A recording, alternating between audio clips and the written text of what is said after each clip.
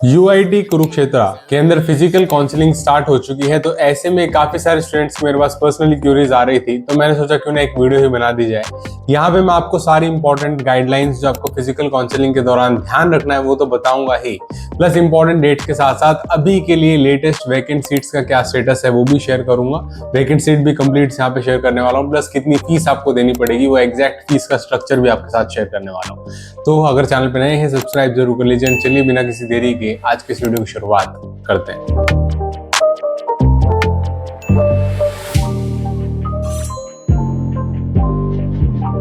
दोस्तों ये admission notice है जो मैंने ऑलरेडी अपने टेलीग्राम ग्रुप पे व्हाट्सएप चैनल के थ्रू शेयर कर दिया था पहले।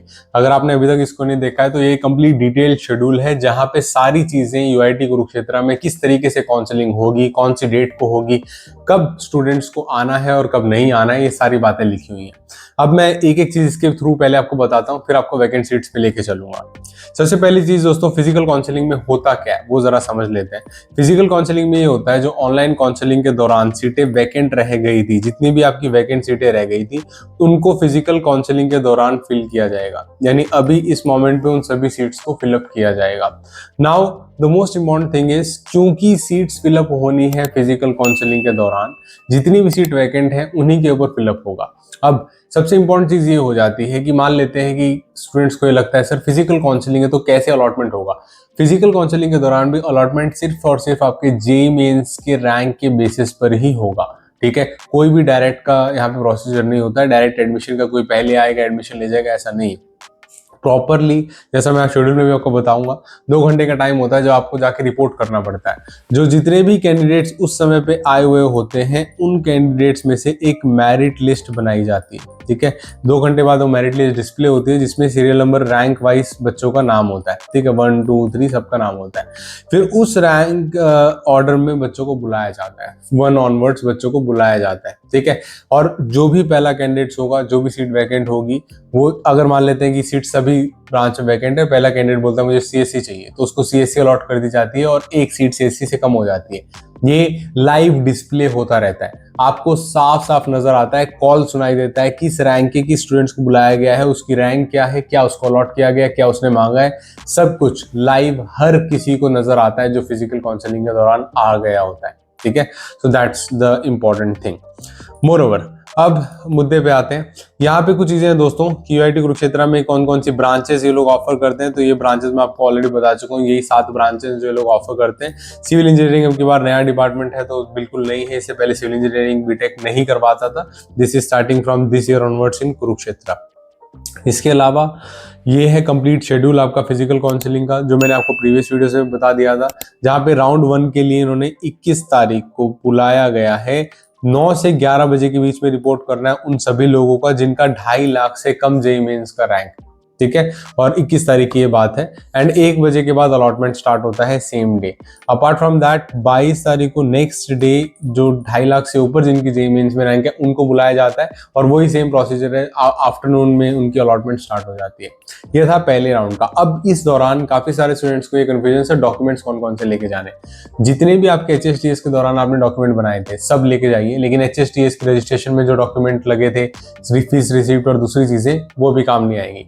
उनकी जगह पे आपको फिजिकल का लेके जाना पड़ेगा। जैसे यूआईटी कुरुक्षेत्र की बात कर रहा हूँ तो यूआईटी कुरुक्षेत्र में कौन से डॉक्यूमेंट्स आपने जब रजिस्टर किया होगा तो कुछ ना कुछ फीस दी होगी, राइट। तो फीस स्लिप और वो सारी चीजें आपको यहाँ पे लेके जानी होंगी, तो वो पुष्टि की जा सकती है कि आपने फिजिकली यहाँ पे रजिस्ट्रेशन किया था। इतना ही नहीं, इसके अलावा क्या दोस्तों कुछ और गाइडलाइंस भी हैं।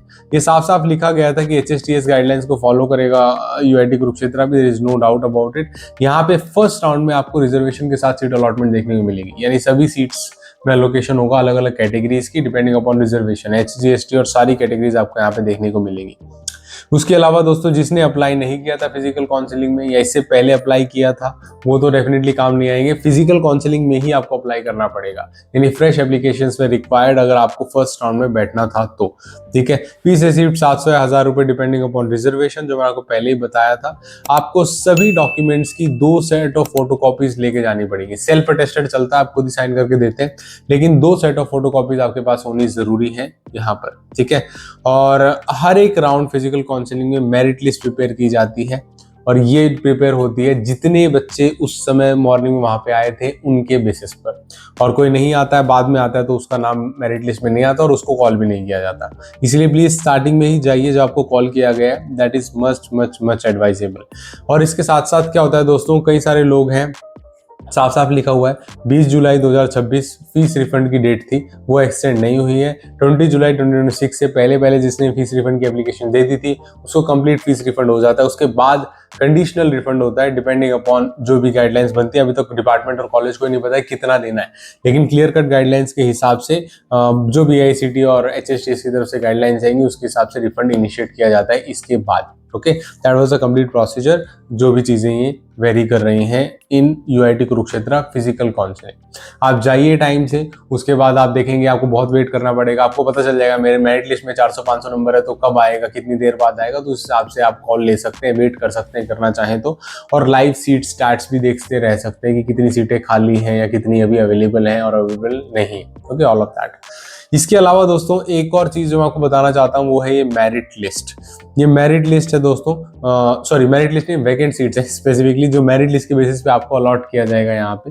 एंड ये मेरिट लिस्ट आपका JEE मेंस का ही कंसिडर किया जाता है और उसी मेरिट के बेसिस पे आपको यहाँ पे अलॉकेशन होता है।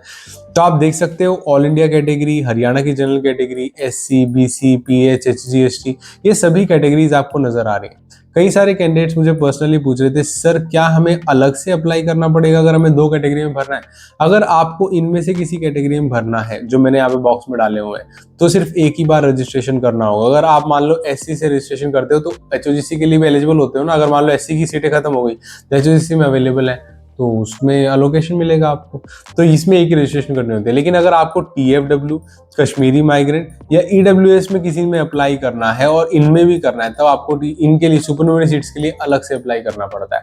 बस इतनी इंपॉर्टेंट अपडेट थी जो मुझे आपको शेयर करनी थी यहाँ पे। This is very very important. इसके अलावा कुछ ब्रांचेस आप देख सकते हो, जैसे CSC के अंदर ही, खुद CSC के अंदर ही आप देख रहे हो ऑल इंडिया कैटेगरी से 6 सीटें खाली हैं, 25 सीटें आपकी हरियाणा की जनरल कैंडिडेट्स की खाली है। तो कितनी सारी सीट्स वैकेंट है यहाँ पे, बिकॉज काफी सारे कैंडिडेट्स ऐसे हैं जो सीट्स को कैंसिल कर देते हैं या नहीं लेते हैं एडमिशन, जिसकी वजह से वैकेंसीज बन जाती है। रेस्पेक्टिवली आप अलग अलग कैटेगरीज में वैकेंसीज देख सकते हो। फाइनली सुपरन्यूमरी सीट्स जो आपके, इनके अंदर भी वैकेंसीज नजर आ रही हैं। Okay, that is the complete details about vacant seat status.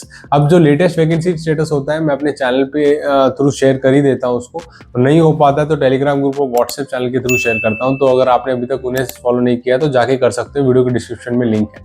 इसके अलावा हमारे साथ संपर्क करना चाहते हो, ये गड़बड़ हो गई वो गड़बड़ हो गई या कहाँ ले एडमिशन, काफी सारी चीजें, काफी फन बर्ड्स आपके माइंड में है तो हमारी काउंसलिंग सपोर्ट्स भी ले सकते हो आप। डायरेक्टली एक गूगल फॉर्म दिया हुआ है नीचे, उसको फिल कीजिए, बेसिक पेमेंट कीजिए and we will immediately reach out to you.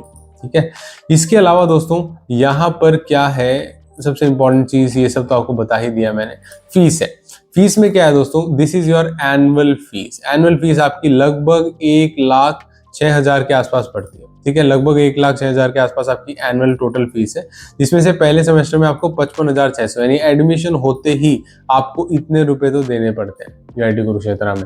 Okay, and अगर आप जो है कुछ और कैटेगरी वाइज TFW वगैरह है आपका तो उसके हिसाब से आपकी फीस जो है वो चेंज हो जाती है। एडमिशन के टाइम पे आपको इतना देना होता है 32,120। ओके, ऐसी कैंडिडेट्स हैं जिनकी 2.5 लाख से कम है एडमिशन के टाइम पे इनकम, उनको भी इतना ही देना पड़ता है जितना TFW वालों को देना होता है, 32,120 रुपए। ओके, तो ये आपकी फीस के बारे में कुछ इंपॉर्टेंट डिटेल्स थी। इसके अलावा आप यहाँ पे देख सकते हो एनुअल फीस की ये सारी डिटेल्स हैं। आपको इन कंपोनेंट्स में फीस चार्ज की जाती है, सबसे ज्यादा ट्यूशन फीस होती है, वही सबसे ज्यादा होती है। फिर डेवलपमेंट फीस भी काफी लेते हैं, फिर कॉशन मनी, एलुमनी वगैरह वगैरह काफी सारे फंड्स आपको यहाँ पे देखने को मिलते हैं। ये सभी आप स्टूडेंट से चार्ज किए जाते हैं। तो कुल मिला के आपका लगभग 1 लाख की फीस बनती है और 55,600 आपसे चार्ज किए जाते हैं while you are taking admission. Okay, ये ऑनलाइन ही डिपॉजिट होता है तो प्लीज इसका ध्यान रखिएगा कि आप कैश वैश लेके ना चले जाए वहां पे। So this was a complete details about physical counselling. दोस्तों आराम से जाके पार्टिसिपेट कीजिए, क्या मत कीजिए, भीड़ होती है, काफी सारे स्टूडेंट्स आते हैं वहाँ पे, लेकिन टेंशन लेने की जरूरत नहीं है। हो सकता है शायद आपका एडमिशन मिल जाए जैसा आप चाह रहे हैं, हो सकता है शायद ना भी मिले, तो पैनिक करने की जरूरत नहीं है। You can plan A due course of action कि आगे क्या किया जा सकता है, उस हिसाब से आप डिसाइड कर सकते हैं। ठीक है, तो वीडियो देखने के लिए बहुत बहुत शुक्रिया दोस्तों। एंड यूआईटी कुरुक्षेत्र के ऊपर मैंने एक डिटेल डिस्कशन भी किया हुआ है। यूआईटी कुरुक्षेत्र क्या है, कैसे आपको अगर एडमिशन लेना है तो लेना भी चाहिए, नहीं लेना चाहिए, उस डिटेल एनालिसिस को देखना चाहते हो तो स्क्रीन पे हो रही वीडियो क्लिक करके देख सकते हो। Thank you so much for watching. जय हिंद, वंदे मातरम।